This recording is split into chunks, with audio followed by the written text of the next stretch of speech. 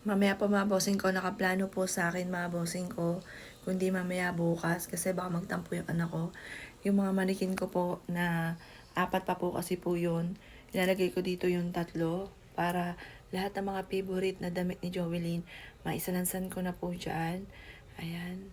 Yun po, anak ko, kahit hindi po yung magpatangos ng ilong, tingnan niyo po, oh, kaganda. Ayan po, oh, tingnan niyo po, ang lahi namin, oh.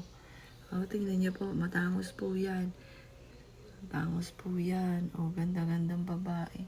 Love na love ni mami. Ate, nasaan ka na ngayon, ate? Oh, galit si ate. Nakatapat po yan sa pinto. Yan.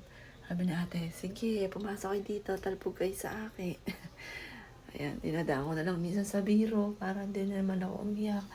Ang ganda-ganda ng aking anak. Kamukha ni mami yan. Manang-mana yan sa akin.